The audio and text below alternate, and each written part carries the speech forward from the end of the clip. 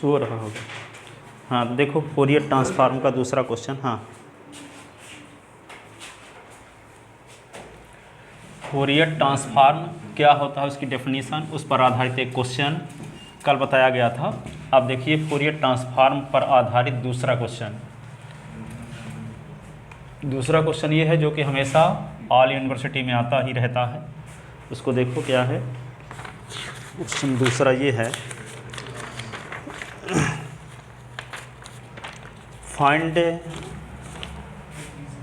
Question ये है find the Fourier transform, Fourier transform of f x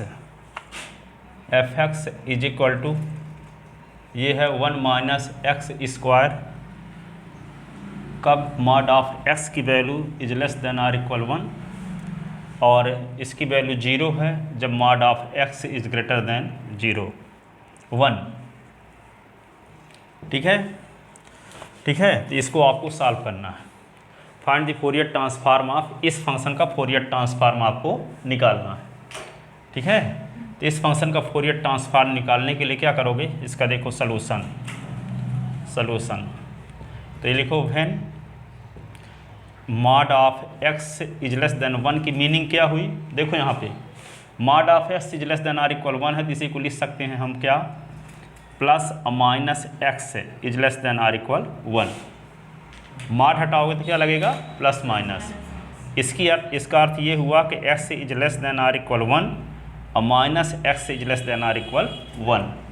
ठीक है, तो x is less than or equal 1, ये माइनस को मल्टीप्लाई करोगे किसी भी इन इक्वेशन में तो उसका साइन उल्टा हो जाता है। ठीक है, तो क्या होगा, x is greater than or equal 1। इसका अर्थ क्या हुआ, x is greater than or equal -1। ऐसे इसी को हम क्या लिख सकते हैं, implies -1 is less than or equal x is less than or equal 1। ये हुआ। अब व्हेन क्या हुआ, mod of x is greater than 1, तो मॉड ऑफ s को मॉड हटाओगे तो क्या होगा, plus minus x is greater than 1। इसका मतलब ये हुआ कि x इज ग्रेटर देन 1 और minus x is greater than 1। इसी को लिख सकते हैं x is greater than 1, minus का मल्टीप्लाई कर दो तो x इज लेस देन -1। ठीक है, इसका मतलब ये हुआ कि x की वैल्यू जो है x इज लेस देन -1 और comma x is greater than 1। इन सभी कंडीशन को ध्यान में रखते हुए then f x is equal to, अब क्या लिख सकते हैं हम यहाँ पे 1 माइनस एक्स स्क्वायर, देखो 1 माइनस एक्स स्क्वायर, इसी को mod of x is less than or equal 1 है, इसी को हम अब क्या लिख सकते हैं, देखो इसकी मीनिंग क्या हुई, ये आई, इसी को लिख सकते हैं -1 is less then x is less than 1। ठीक है, और यहाँ पे क्या है 0, तो इसको क्या लिखेंगे, mod of x is greater than 1 की मीनिंग क्या हुई, r। ये लिखे देते हैं x की वैल्यू -1 से छोटी हो और s की वैल्यू 1 से बड़ी हो, ऐसी कंडीशन में fs के स्थान पे 0 लिखा जाएगा। ठीक है, और जब s की वैल्यू -1 और 1 के बीच होगी, उसमें 1 भी हो सकता है, s की वैल्यू -1 और 1 के बीच हो, अथवा s की वैल्यू -1 हो अथवा s की वैल्यू 1 हो, ऐसी कंडीशन में fs के स्थान पे क्या लिखा जाएगा, 1 माइनस एक्स स्क्वायर लिखा जाएगा। ठीक है, 1 माइनस एक्स स्क्वायर लिखा जाएगा। ठीक है, तथा फोरियर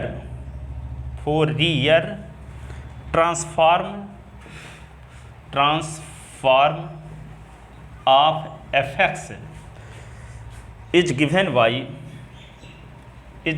वाई किससे दिया जाता है, किससे डिनोट करते हैं, Fourier transform of f x, ऐसे लिख देते हैं। इसको डिनोट किससे करते हैं, एफ एस से भी डिनोट करते हैं। डिफाइंड कैसे करते हैं, -∞ से इन्फिनिटी, -∞ से इन्फिनिटी एफ एक्स लिख देते हैं, e की पावर आयोटा लिखते हैं, और क्या लिखते हैं, आयोटा e की पावर आयोटा एस एक्स है और ये डी एक्स है, ये लिखते हैं। ये है मान लो कोई फंक्शन f(x) है, तो इस फंक्शन के फोरियर ट्रांसफार्म को दर्शाते हैं function Fourier transform of f(x), Fourier transform of f(x) या कि f(s) से डिनोट करते हैं, क्योंकि इसका जो फाइनल रिजल्ट आएगा यस के फॉर्म में रहेगा। ठीक है, तो यहाँ पे फोरियर ट्रांसफार्म ऑफ f(x), इसको क्या पढ़ेंगे, फोरियर ट्रांसफार्म ऑफ f(x), इसका रिजल्ट जो आएगा यस का फंक्शन होता है, जिसको हम f(s) से भी डिनोट करते हैं। ठीक है, जैसे लाप्लास ट्रांसफार्म, किसी फंक्शन t का लाप्लास ट्रांसफार्म को डिनोट करते थे, linear transform, Laplace transform of ft, लेकिन इसका रिजल्ट p के पदों में रहता था, इसको fp भी लिखते थे। ठीक है, आंसर तो p के फॉर्म में आता था अथवा यस के फॉर्म में आता था। ठीक है, तो इसी प्रकार इसका आंसर जो आएगा यस के फॉर्म में आएगा, इसलिए इसको हम फोरियर ट्रांसफार्म ऑफ f(x) से भी डिनोट करते हैं या f(s) से भी डिनोट करते हैं। डिफाइंड कैसे करते हैं, -∞ से इन्फिनिटी, जिस फंक्शन का फोरियर ट्रांसफार्म निकालना है वे लिखोगे और ये सब के साथ रहेगा e की power iota yes x dx। इसी को क्या बोलते हैं, कॉम्प्लेक्स फोरियर ट्रांसफार्म ही बोलते हैं। आपके सिलेबस में यही लिखा है कॉम्प्लेक्स फोरियर ट्रांसफार्म, तो चाहे फोरियर ट्रांसफार्म का हो चाहे कॉम्प्लेक्स फोरियर ट्रांसफार्म का हो, यहाँ आयोटा की वजह से कॉम्प्लेक्स भी बोलते हैं। इसी को क्या बोलते हैं, कॉम्प्लेक्स फोरियर ट्रांसफार्म या कि फोरियर ट्रांसफार्म। ठीक है, तो ये इस प्रकार से इसको डिफाइंड करते हैं। अब यहाँ पे क्या करेंगे, इस एक आप प्रॉपर्टी पढ़े थे बारहवीं क्लास में, ये पढ़े थे a से b f(x) ds यदि हो तो क्या लिख देते थे, a से c f(x) ds plus c से b f(x) ds लिख दिया करते थे कि नहीं, जहाँ कि a और b के बीच में कहीं ना कहीं c बिंदु है। ठीक है ना, तो यहाँ पे क्या है, -∞ और इन्फिनिटी के बीच में -1 और 1 है कि नहीं है। ठीक है, इसको लिख सकते हैं, पहले सुनो, -1 से -∞ से -1, फिर -1 से 1, फिर 1 से इन्फिनिटी कर सकते हैं इसी को। ठीक है ना, पहले क्या लिख दें, -1 से -∞ से -1, फिर -1 से +1, फिर +1 से +∞ कर सकते हैं ऐसा। तो इसी को हम ऐसे लिखते हैं ऊपर, तो फोरियर ट्रांसफार्म ऑफ f(x) या f(s) = क्या लिख सकते हैं इसी को, -∞ से -1, ये क्या होगा f(x) है, और ये होगा e की पावर आयोटा यस x और dx, फिर -1 से 1 f(x) e की पावर आयोटा यस x और dx, फिर क्या लिख दें इसी को, 1 से इन्फिनिटी f(x) e की power iota yes x dx। अब देखो, अब इस क्वेश्चन में आ जाओ, जो क्वेश्चन कैसे दिया है, जब f(s) के स्थान पे 1 - x² कब लिखना है, जब s की वैल्यू -1 और 1 के बीच हो। तो यहाँ पे क्या लिख देंगे, f(s) के स्थान पे 1 - x²। अब यहाँ पे कहता है s की वैल्यू -1 से छोटी हो, तो -1 से छोटी, तो -1 से छोटी तो यहाँ होगी, तो ऐसी कंडीशन में f(s) के स्थान पे 0 लिखना है। जब s की वैल्यू 1 से बड़ी हो, तो 1 से बड़ी होबे करेगी, 1 से बड़ी अनंत तक। ठीक है, तो 1 से बड़ी हो तो f(s) के स्थान पे क्या लिखना है, 0 लिखना है। तो यहाँ 0 लिख देंगे, यहाँ 0 लिख देंगे, यहाँ क्या लिख देंगे, 1 - x², 1 - x²। इसका नाम स्टेटमेंट ए लिख लेते हैं, यहाँ लिख देंगे, या इसके स्थान पे 0 लिख देंगे, इसके स्थान पे 1 - x², और यहाँ पे 0 लिख देंगे फ्रॉम ए। ठीक है, फ्रॉम ए।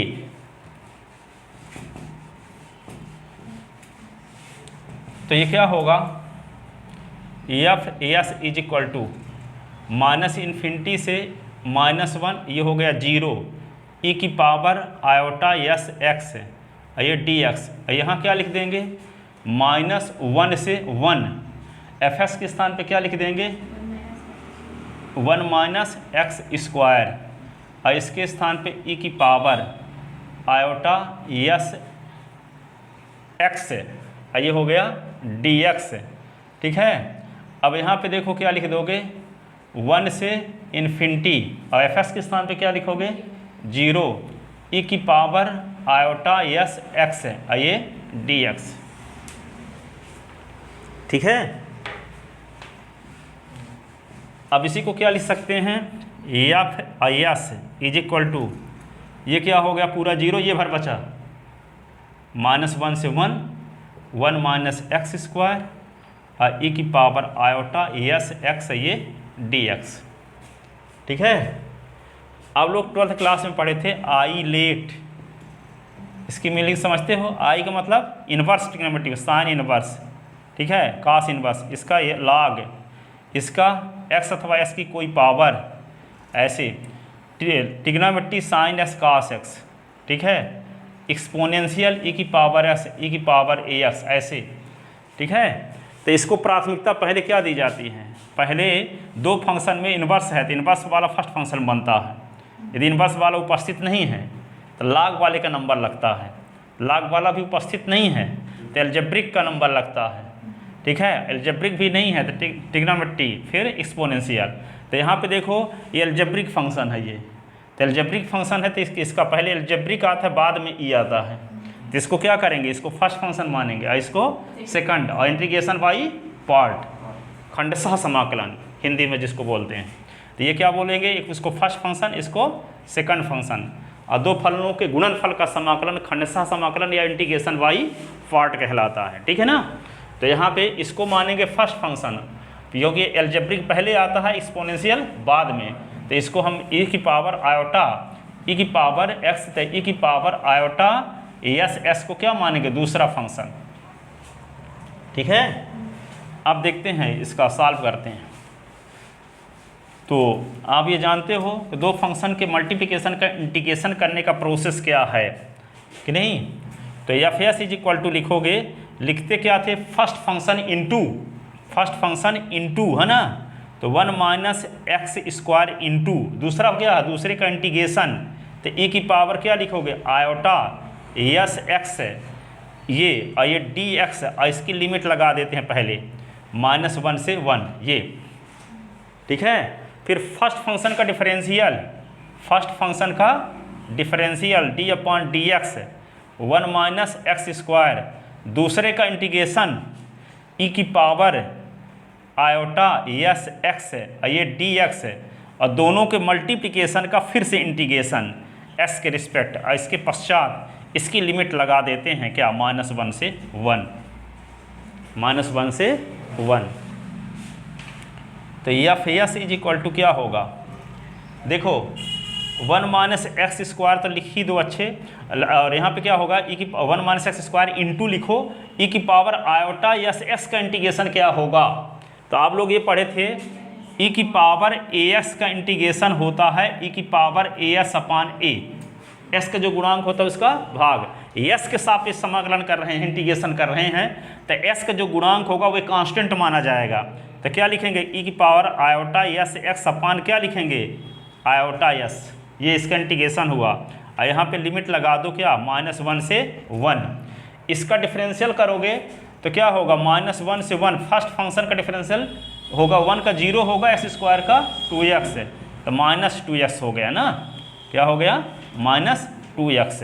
दूसरे का इंटीग्रेशन करोगे तो क्या आएगा, ई की पावर आयोटा एस एक्स अपान आयोटा एस, ये हुआ, और इन दोनों के मल्टीप्लिकेशन का फिर से इंटीग्रेशन ऐसे dx। ठीक है ना।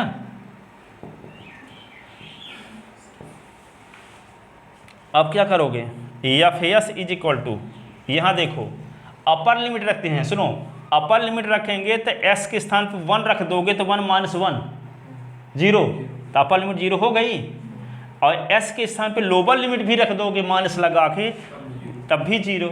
तो यहाँ पे क्या लिख दें, 0 माइनस 0, 0 माइनस 0। अब यहाँ देखो ये वाला माइनस, ये वाला माइनस और ये माइनस प्लस हो गया, तो ये आयोटा एस कांस्टेंट माना जाएगा, एस के सापेक्ष समाकलन कर रहे हैं। तो क्या लिख देंगे यहाँ पे, प्लस 2 अपान आयोटा एस बाहर, फिर क्या लिखेंगे, -1 से 1, ये होगा x, और ई की पावर आयोटा एस एक्स, ये होगा dx। ठीक है ना। इसका फिर से हम इंटीग्रेशन करेंगे वही रूल लगा के, इंटीग्रेशन बाई पार्ट वाला, first function into second, integration of second ठीक है। तो यहाँ फिर से जब करेंगे तो क्या आएगा, देखो तो f s is equal to, ये आ गया 2/i/s, इसको फर्स्ट फंक्शन मानते हैं, इसको सेकंड फंक्शन, फिर से इंटीग्रेशन बाई पार्ट, तो x इंटू ई की पावर i/s x, ये dx, इसकी लिमिट लगा देते हैं क्या, -1 से 1, ठीक है। फिर फर्स्ट का डिफरेंशियल तो d/dx, ये x है, सेकंड का इंटीग्रेशन ई की पावर i/s x है, ये dx है, और दोनों के मल्टीप्लिकेशन का फिर से इंटीग्रेशन, ऐसे और लिमिट रख देंगे -1 से 1, ठीक है। अब क्या करेंगे, देखो f s is equal to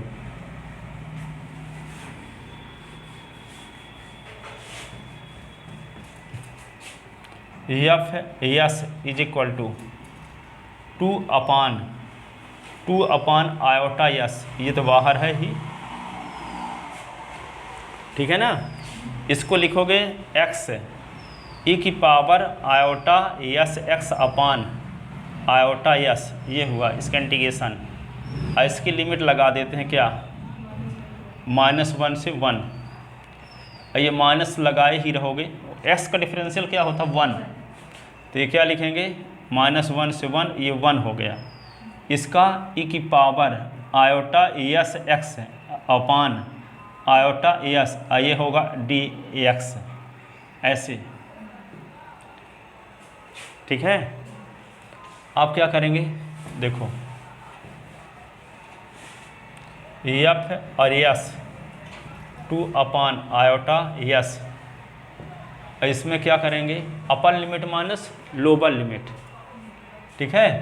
तो क्या होगा, ई की पावर i/s अपान i/s, यही ना होगा अपर लिमिट, s के स्थान पे एक रख दिए, और फिर माइनस लगाएंगे, और s के स्थान पे -1 रखेंगे, तो ई की पावर -i/s अपान i/s, यही होगा ना।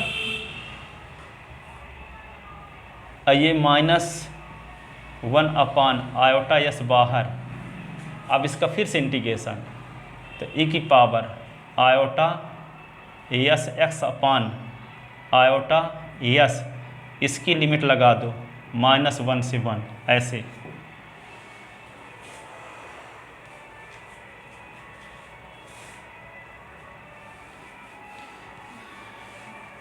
ठीक है ना।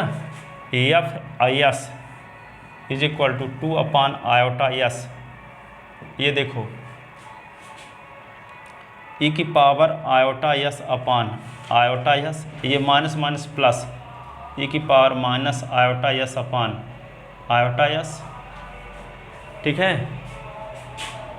ये -1 अपान i/s, एक i/s और आएगा i/s, ठीक है। Upper limit minus lower limit, तो ई की पावर i/s, और ये क्या होगा, बीच में माइनस लगेगा, ठीक है, और ई की पावर -i/s, ऐसे,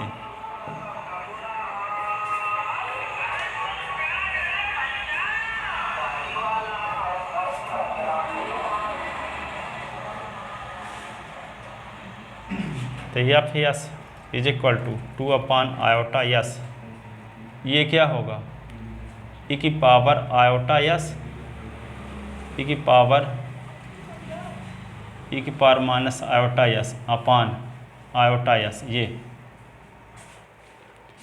i/2 की वैल्यू -1 होती है, तो यहाँ पे क्या लिख दें, प्लस हो जाएगा, फिर s², i इंटू i/2 की वैल्यू -1, तो माइनस प्लस, ठीक है। और ये क्या हुआ, ई की पावर i/s, ई की पावर -i/s, ऐसे, ठीक है, होता है। अब जानते हो आप, ई की power i/θ is equal to होता है आयलर थ्योरम से cos θ प्लस i/sin θ, ई की पावर माइनस आयोटा थीटा, तो cos theta minus iota sine theta. तो यदि हम एक इसको फर्स्ट इसको सेकंड माने दोनों को जोड़ दें तो क्या होगा, ई की power iota theta plus E की पावर माइनस आयोटा थीटा, तो ये दोनों कट जाएंगे तो 2 कास थीटा हो जाएगा। और घटा दें तो क्या होगा, तो ई की power iota theta plus E की power minus iota theta upon 2 is equal to cos theta, E की power iota theta minus E की power minus iota theta upon 2 iota is equal to sine theta होता है। तो यहाँ पे देखो ये वाली स्थिति यहाँ बन रही है, तो 2 आयोटा की ज़रूरत है यहाँ, तो 2 आयोटा को हम क्या करें, डिवाइड कर दें तो मल्टीप्लाई करना पड़ेगा, ठीक है। तो देखो यहाँ पे क्या करते हैं, तो f s is equal to, इसमें किसकी ज़रूरत है, 2 की ज़रूरत है, तो इसमें क्या करें 2 का भाग दे दें तो 2 का मल्टीप्लाई, तो 2 अपान आयोटा यस, ये क्या करते हैं ई की पावर आयोटा यस ई की पावर माइनस आयोटा यस अपान क्या किए 2, तो इंटू 2 करना पड़ा, ये 2 अपान ये आयोटा यस अलग कर लिखिए, ये वाला देखो 2 इंटू आयोटा यस, ये वाला 2 का डिवाइड तो 2 का मल्टीप्लाई, ठीक है। अब इसमें क्या करेंगे 2 आयोटा से डिवाइड तो 2 आयोटा का मल्टीप्लाई, ऐसे ना। ये क्या होगा ई की पावर आयोटा यस ई की पावर माइनस आयोटा यस अपान 2 आयोटा, ऐसे लिख लें। अब इसके स्थान पे क्या लिख दें, साइन यस, क्या लिख दें यहाँ कास यस, क्या लिख दें यहाँ कास यस, यहाँ साइन यस, तो f s is equal to 2 upon ये आयोटा यस, इसको 2 अपान आयोटा यस, इसको क्या लिख दें कास यस, कास यस, इसको 2 आयोटा अपान यस स्क्वायर, इसको क्या लिख दें साइन यस, साइन यस, यही ना साइन यस। अब 2 अपान आयोटा यस का अंदर गुणा कर देते हैं, 2 अपान आयोटा यस का, तो f s is equal to 2 upon iota s, ये 2 अपान आयोटा यस, ये होगा कास यस, ये होगा 2 अपान आयोटा यस और 2 आयोटा अपान यस स्क्वायर, ये क्या हो गया साइन यस। अब जो कटता उठता हो तो काट दो, कट तो कुछ नहीं रहा है, तो f s is equal to क्या होगा 2 2 जा 4 यस स्क्वायर होगा आयोटा स्क्वायर, आयोटा स्क्वायर की वैल्यू -1, तो माइनस ये क्या होगा यस स्क्वायर कास यस, ये क्या होगा आयोटा से आयोटा को काट सकते हैं यहाँ ना, ठीक है। अब ये क्या आएगा 4 अपान यस क्यूब होगा साइन यस, साइन यस, ठीक है। अब यहाँ पे देखो यस क्यूब एलसीएम ले लेते हैं, तो f s is equal to क्या होगा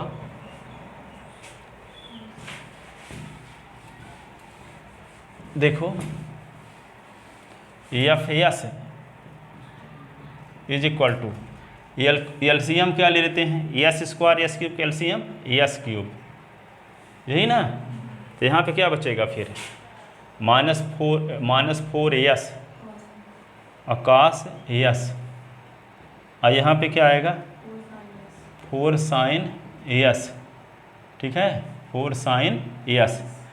अब 4 कॉमन ले सकते हैं ऊपर से कि नहीं, तो f s is equal to क्या होगा 4 अपान यस क्यूब, और यहाँ पे 4 जब कॉमन लेंगे तो साइन यस पहले लिख लिए माइनस वाले को बाद में, तो यस, और ये क्या हो गया कास यस, कास यस। तो यही क्या है दिए गए फंक्शन का फोरियर ट्रांसफार्मर, यही दिए गए फंक्शन का क्या है फोरियर ट्रांसफार्मर है, ठीक है ना। ज़बरदस्त क्वेश्चन, ये एग्जाम में हमेशा आता है, ठीक है। कल भी एक इसी प्रकार के क्वेश्चन बताए थे, उसको भी लिख लेना। आयरन का